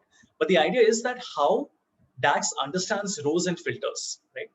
Which is what you can connect to a pivot table as well, is very interesting. And you really have to read a lot to understand it. It's not about, oh, I learned the function, I practiced 5 examples. It's not like that. Like in Power Query, once you do 5 times, you will learn how it works and you can reapply it. In DAX, just hit and trial will not work unless you know exactly how the formula is working and how is it able to capture all the results, and different fields are connected to each other and are talking to each other. You will never be good at DAX. And also, if you want to clear your Power BI examination going forward, you have to learn DAX very well. But all of this will happen, I think, at least 1 year later. At least for the next 1 year, you should study the basics and the intermediate topics. Right? Okay, coming back. So what we have done here is we have created a date table. We have connected the date table to our main table. I know this was a slightly boring part, but it has to be done every single time. And now we can go to a measure, everyone. Please go to home and select measure, new measure.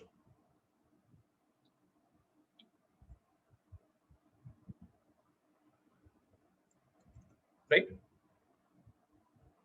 Okay. I'm going to take some time on this, so please don't copy right now. I will give you time to copy and paste it. What do I want? I want to find my QOQ change, right? Let me go to the next line. To go to the next line, I am pressing Shift Enter to go to the next line. Okay. Now, the first thing is I need to find the value for the previous quarter. Once I find the value for the previous quarter, then I can also, take the current divided minus previous divided by previous to get the change. But how do I find the previous quarter? So what I will do is I will calculate. So I need to do a calculation. And what is the expression? What is the value that we are trying to find? The sales, the profit, quantity. I need to find the sum of sales. I will say that I want to find the sum of sales here. So far, so good. Now, if I do not do anything else, if I stop my formula at this point, it seems a little stupid, right? Like calculate sum of sales, but let's see what will happen. If I put my QOQ change in my tooltips, can somebody tell me that if I take my mouse over Q2, what will I see?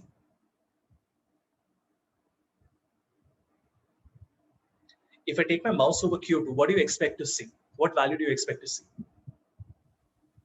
The sum of the sale column. We see exactly the same value. See, why was this 13,512 coming, the first one? Because that was automatically getting filtered, isn't it? My total sales, right, is how much? So if I look at my total sales is 505.89 lakhs, correct? But when I make a chart and I put a column called Q2, Power BI is automatically filtering it and saying the sales for Q2 is 13,000. In our case, what did we do? We just said that show the same thing, sum of sales for each of the quarters independently. And you might be wondering, but then what's the point? I mean, this value we were getting just like that. The difference, everyone, is that After I've written sum of sales, I have the ability to do a filter. Now I'm telling the measure, the calculation, that I do want to see the sum of sales, but I do not want to see the sum of sales for the current quarter. I want to see it for the previous quarter. And to do that, I can simply write previous quarter. How cool is that? There is a function called previous quarter. We don't have this on Excel. Of course, we have it on Power Pivot, but we don't have it natively on Excel. What is the date? I will just select my date from the date table. Now, what do you expect will happen? With something very cool. Watch this. What is the sales for Q1? It is 8631. Obviously, there is no previous quarter, so it is only showing you 8631. But when I take my mouse to Q2, it will now show me both numbers. The sales for the current quarter, 13,512, and the sales for the previous quarter. Any questions so far? Anyone? See, all this you can't do on Excel, right? It's not possible when you make an Excel chart.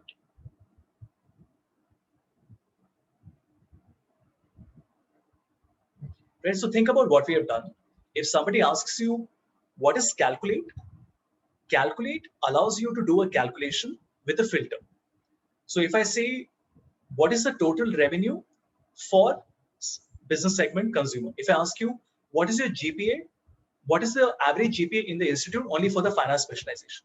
See, there is always a condition attached to it. No? There is a filter attached to it. So I'm saying, what is the average placement at Krea University for the top 20th percentile or whatever, top 90th? If I say, what is the average GPA that you get only in the marketing specialization? That is where calculate comes into play. Why? Because calculate has a filter that you can apply like this. Okay. Any questions, anyone on this? Okay. Now, can somebody tell me, okay, in my data, how many segments do we have? If I show you once again, we have 3 segments: consumer, corporate, and home office. How can I change my formula to show me the sales only for the consumer segment? What should I write? Take a guess. I've written sum of sales, which is okay. I want to show the sum of sales only for the consumer segment. How should we do that?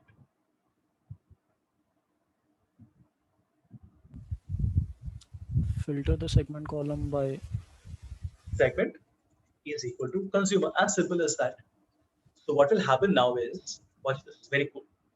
When I do this and I keep it in my tooltip, which I already have, it is telling me that the total sales is 8,631, but only for the consumer segment, it is 4,640. How do I prove it to you? If I click on the consumer segment, you notice we get the same number 2 times. Makes sense, right? But isn't this interesting? The ability that you have to be able to show 2 things at the same time in a tooltip, right? So you can say my total sales is 13,500, but the sales for the consumer segment is 5,600, like this. Right? Okay. So let me change it back to my previous quarter. Right? And because I want to see the change, now I will say that I'm declaring a variable. So I'm saying my var prev underscore qtr, any name that you want to give, is equal to this. Then I will return my result. And what will my return result be? It will say that I want to divide. One second, I did not close the parentheses. I want to divide what is in the numerator, my current sales, which is sum of sales for the current quarter, minus the previous quarter divided by the previous quarter. And what happens now, everyone, as you can see, let me also change it to a percentage. So I'll just select the percentage symbol here. Right. It's very cool. Q1 is 8,600, which is great. Q2 is 13,000, which is a 56% growth over the previous quarter. Q4 is 43, but Q1, there was a 29% decline compared to Q4 of the previous year, like this. That's what we wanted, right? And that is what we have done using a measure, like this. You can copy this, try it out, type it so that you get more comfortable with it. I'm also going to format it for you. Just a moment. It's considered a good practice in DAX to indent, right? Like this. So how do you put the indent? You can just go to daxformatter.com and just paste your own formula, and it will automatically put it in a certain with certain rules. Like if you notice, before and after the function, there is always a space. Like after the function, there is a space. After the parentheses, there is a space. There is always a tab that comes when you're writing something new, right? Like a new function. Okay. Take your time. I just type it and let me know if you have any questions.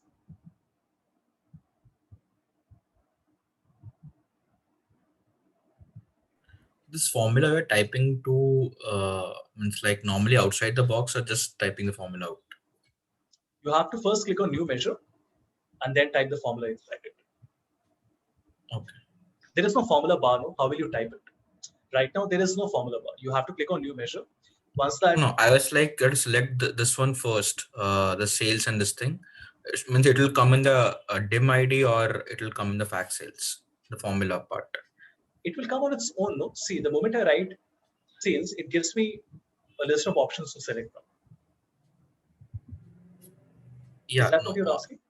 no. I was asking like if the new measure is coming either in the date Oh, table no. or the That fact doesn't sales. matter. No, hold on. So this measure, everybody, I can click on the measure and I can change the table. So I can put it in any table that I want. I can put it in the date table. Where the measure is displayed has no significance. Okay. Okay, then.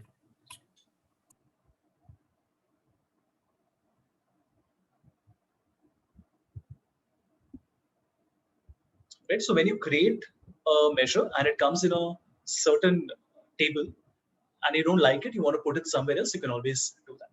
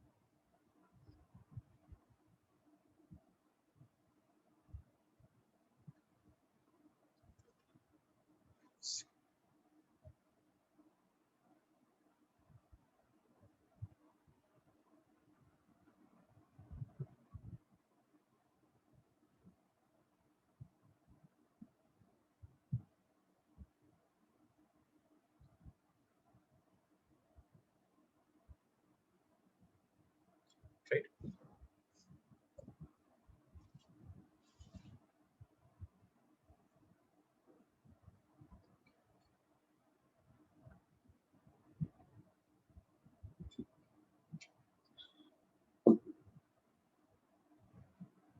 In my DAX course, I've covered many more of these. So running total, month till date, YOY, right? Like that.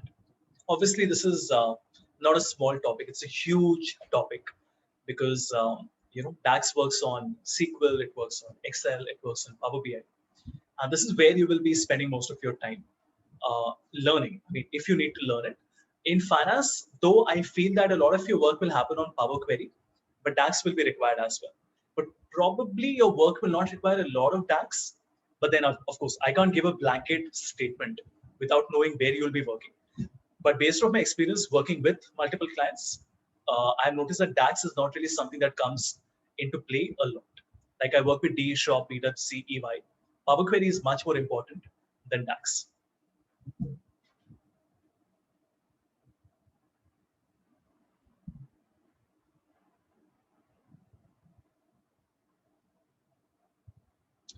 Good questions, anyone?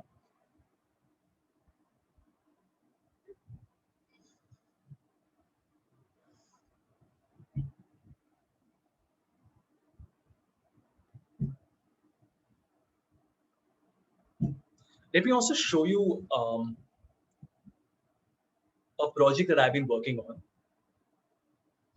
so that you get a sense of how real projects look. All right. You'll have to give me a moment to think of what to show you. Hmm.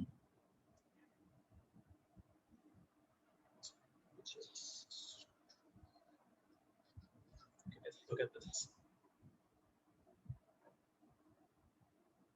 Right, I'm just going to pause the recording for a bit. How do I do that? Pause recording. Create tools and stuff. To create what? Tools for companies and all, like to just to manage the inventory or something. It can be with a lot of automation. You can put buttons and everything, and then probably automate it completely. Yeah, so Power BI is an output. Power BI is not really a tool where you have the ability to put in your own data and accept user input. That's not really what the tool is for. There are two ways of doing that. One is something called Power Apps. I'm not sure how much you know of it or not. So Power Apps essentially allows you to create your own applications using low code. It means that you're not using zero coding. There is a little bit of coding required, but this falls under the area of RPA, robotic process automation. So under RPA, there used to be something called Power Automate, and that has been rebranded to Power Apps now. I'll just give you a quick 30-second demonstration. In RPA, the three biggest companies, I'm sure you've heard of them. One is Automation Anywhere. Then you have Blue Prism, and then you also have UiPath. But almost all companies, SAP, IBM, they all have their own RPA tools now. Let me just quickly show you how Power Apps work. So I'll not create something, I'll just show you an app, which is a template, right? So Power Apps. Why do we need to sign in? Okay. Right, so Power Apps, I will start with a template, okay? And what template do we want? Let's just select. You can see there are so many of them, right? Let me select, maybe the help desk, right? Let's take something simple. As you can see, this is like an application, which will either run on the browser or you can even open it on the phone without needing to install anything. And the beauty of it is that you can create an app without being an Android or a Swift developer. So you don't need to have a developer who will create everything for you. As a data analyst, you will now have the ability of creating your own apps. How cool is that? Just watch this. Like this is a template that I'm using. Like this, the entire app has already been created for me. So you can see there are different pages that we have. So this is my, let me just go full screen. So this is my different stages that I can create, right? And of course, all of this can be modified, right? So what you see here, if you look on the right side, all these options and settings are there. So you can change all of these things. How cool is that? The language that Power Apps uses is called Power FX. So this formula bar that you see is something very different. It's a language based on Excel, but this is called Power FX, something very new. In fact, the name called Power FX was only given, I think, in March, a couple of months back. But then all of this has, it's not programming, so to say, but it's still quite detailed. It allows you to do a number of things. So if I may give you an example, let's say you have this drop down, right, which is called task categories, right? So you notice that I can change different elements here. I can also change it from the properties window or from the advanced window. I can say that when a user selects, should it be hidden? Should it be grayed out? Like if you look at this create button, do you see the condition that I've kept? What we are saying here is that basically if the user has not selected this mandatory description, then the create button will not get enabled. You see what I'm doing, right? Title is a must, category is a must, description is a must. If these three values are not filled by the user, the create button will not get enabled. And that is how we have managed to write it like this, right? Like this. Okay. Now this language that you see here is something very unique. It's not a programming language. It is what we call Power FX. So Power FX, like I said, is only a few months old. It was introduced in March this year. It's a language based for everyone. It's an open source language and it's based on Excel. So if you learn Excel very well, you can jump into this language. It's not no code, it's low code. That means it requires very minimal coding, right? And as you can see, it is based on Excel, right? So if you're comfortable working with Excel, you will have a lot of sort of commonality with this. Now, obviously, it is a pure language, which means that if you are a developer or a programmer, you can utilize even more from it and derive even more from it. But the idea is that it is not really meant for power users. It's meant for users like you and I, who are non-IT guys, who still want to create apps and do a little bit of programming. So it's very interesting. These are all very new developments, as you can see. And I have also not had the chance to do it a lot. Like I just know how Power Apps works, but I've not really created anything so far. On face value, it all seems very simple and very nice. But when you actually start to, go deep in it, you realize that, oh, there is a learning curve to these things as well. Right? Yeah, that's the long answer to your very short question. How do you take user input? You have Power Apps integration within Power BI now, which allows you to create apps within the report and you can take user input. Good. Any other question or any observation? Anyone?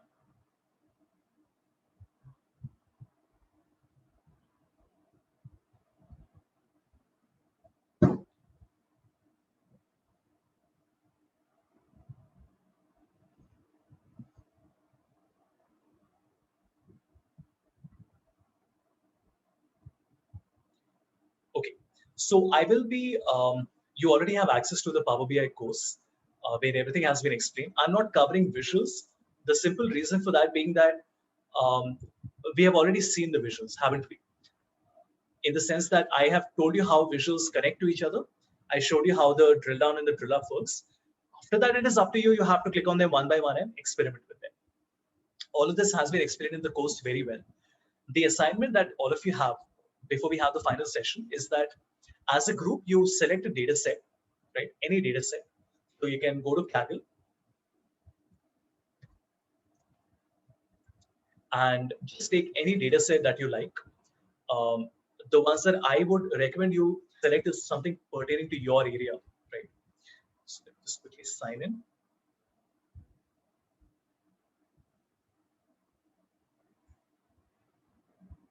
Uh-huh.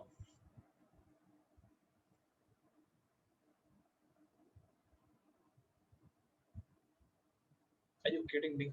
Anyway, it doesn't matter. I don't need to sign in. So I can just search for any data, let's say some stock market data. And you have these wonderful data sets available. Maybe just spend 5-10 minutes identifying the one that you want to work on, you're interested in working on, right? And once you get the data set that you like, you can create a Power BI dashboard on it. So do what we have done, create a page with multiple visuals on it, right? Try to connect them to each other. Try to see if in Power Query you need to do something, right? See, the idea is that you have to use a feature because you want to learn it. So don't come back and say, Havish, we did not need to use Power Query. I don't care if you needed to or you did not. You have to use Power Query because that is how you will learn, right? So force yourself, give yourself a task that why don't I try to do this, even if it's not very useful or very practical. Right? And once you create that, of course, you can go through my course as well.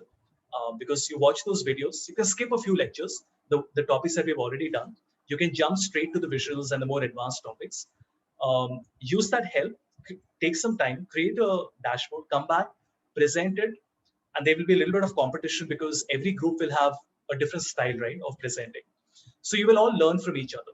You will all learn from each other. I will obviously give you my feedback. I will tell you what you have done well, what you could have done better, or you could have done differently, right? I'm sure you will have many questions. So you will come back and say, Havish, we wanted to show this, but we were not sure how to do it on Power BI. Like on Excel, you could have done something, but in Power BI, you say, I wanted to show this result, but I'm not sure how to get that answer or which is the correct visual that I should be selecting, right? And of course, I'll be happy to answer those questions. Right? So I would suggest that you take a week, but if you want to take 10 days, I'm okay with that. Right? We'll also have to see when we do the session, but anyway, I'll take out time for that. That's not a problem. So what kind of data set will you suggest? Like What do I suggest? The time you mean? data sets, like what kind? How can I suggest? Why should I suggest? Searching for You're the giving right. us a free hand. Still. Kaggle is free. Kaggle is free. Everything you find here is free. You don't have to pay money for anything. No, not that. I'm telling you, you're giving us the choice, like choice of choosing a data set. Like everyone has to choose their own, or one data set and everyone has to do the same, right? No. Everybody chooses their own data sets. No? Somebody Okay, might then want to choose data set on a stock market. Somebody might be related to, let's say, some capital expenditure, investment banking, like that. Choose whatever data sets you want. Sir, everyone or every group? I would strongly suggest that you work in a group, and I'll tell you the reason why. See, when you work in a group, everybody has a different forte and everybody has a different task. Like one person will be focusing on maybe cleaning the data, one person will be focusing on the calculation, one person will focus on the visuals. Maybe one person will focus on reading other reports to see what other people have done. And that way, all of you can learn from each other. When you work independently, what I dislike as an instructor and an educator, what I feel is horrible is the fact that it's redundant. Everybody is going to spend time doing the same thing, and nobody will do one thing properly, because you have a week, you will have to do research, you will have to download it, you will have to find the right data set, you have to create the visual, write the formulas. It's much better if you split your tasks with each other, like I do. Like in a corporate setup, you don't have one person who does everything. The person who goes online and searches and researches is different to the person who's sitting down and creating the model, and that person is different to the one who's writing the calculations. That is what happens. Okay, there's not one analyst who does everything. It's impossible, right? So that is what I strongly suggest, that you create groups of your own, anywhere from, let's say, 4 to 6 people. Pick a data set, pick the right data set, something that you are very happy working on. Don't pick a data set that you're not um, enthusiastic about, right? Pick something you're very enthusiastic about, an area which is very close to you or you're interested in working in, so that this becomes a portfolio that you can also put and present when you're appearing for your placements. Let me give you an example. I had an intern from Tapmi. He is now working with ABB Hitachi. He just completed his MBA a month back. By the way, his entire website he has designed, okay? And he's a non-IT student. Let me just show you the type of projects he has worked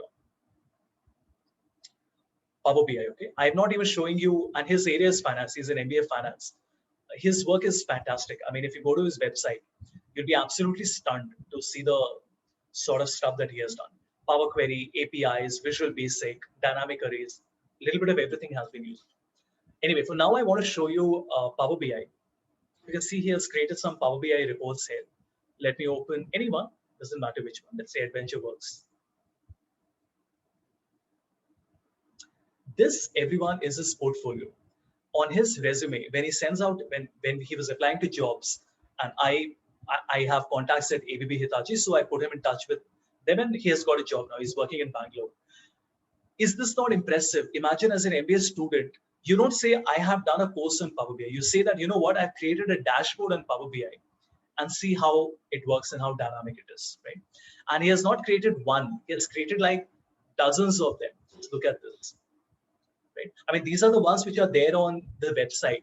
On top of this, he has done many more things, right? So they should, and he's just like 1 year older to you, right? So you should really take a lot of inspiration from this, and you know, challenge yourself to work hard and create something like this.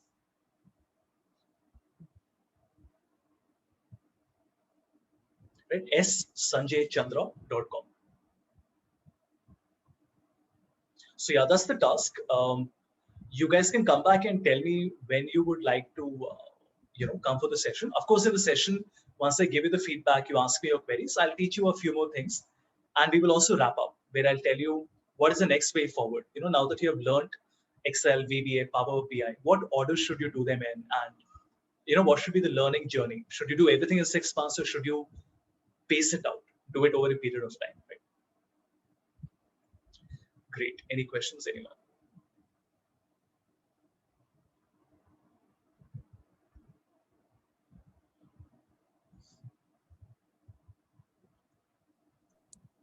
Sir, you showed a dashboard, no, sir, of the student, and how was he able to make it dynamic on the website? I mean, he created the dashboard on Power BI. Yeah, so that's his own website. So on Google site. So once you make a Power BI report, you can publish it on the service. From there, you can get an embed code. Let me just show you how it works. So this is what we have right now. Okay. Yes, It will just take 60 seconds. Just watch. I will publish it. It's taking some time to open. Wait.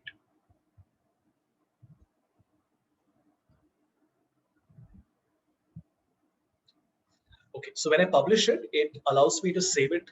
Like Google Drive, there's a Power BI workspace. I will save it in my trainings workspace. So the entire report and the data set is getting uploaded to Power BI service. Once that happens, all you have to do is just click on this, or you can even open the website directly, app.powerbi.com. You will find the same report here. As you can see, everything is dynamic, right? Just like earlier. And to put it on a website, you will have to go to File and Embed and say Publish to Web, right? File, Embed, Publish to Web. That's it. You just create an embed code. And then this is the code which you can put on your website. okay, Or you can even share this link with other people. So you can just copy this link, like I'm sharing it with all of you on the chat window. You will see that all of you will be able to open it. But do keep in mind that once you make a report public, everything becomes public. So your data also becomes public. So you can't do this with sensitive data. If you're working with your client data, then this embed option will not work for you, right? This is not secure. If you're working with client data, you have to share it. But to share it, you need to have a paid account. It will not work with a free account. But if you're working with public data, which you get from Kaggle, then you can also publish to it. It's not a problem. okay, sir. Thank That's you. all. That's it. Good. What else? Sir, instead of Kaggle, can I pick it from data from another website? Oh, yeah, absolutely. I'm just giving you a suggestion. You can pick it from wherever you want to. But pick a data set that you are comfortable with and you're happy working on. Like, don't pick a data set which is so difficult to work on that half your energy goes into just cleaning it and understanding it. Because right now we are not working on a project related to data cleaning. We're working on a Power BI project, right? So the data should be very clean, understandable, so that your energy should be focused on creating the report, not fighting with the data. That would be my suggestion. Yes. Good. What else?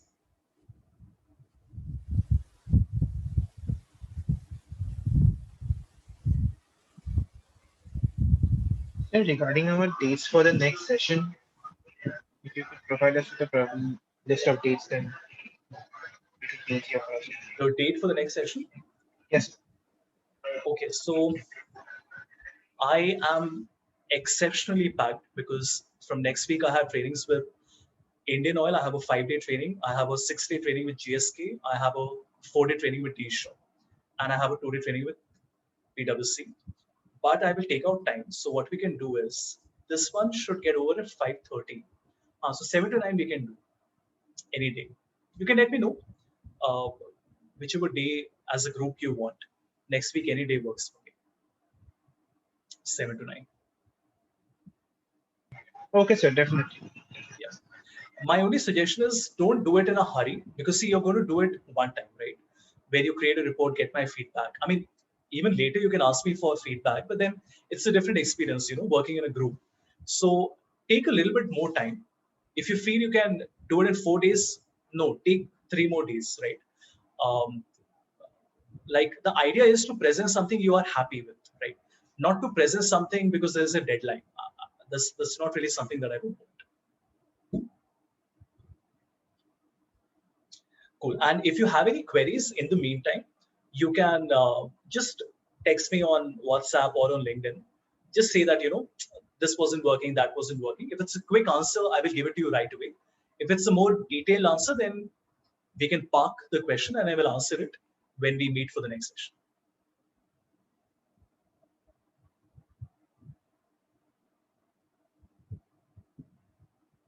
Great. Any other question, anyone?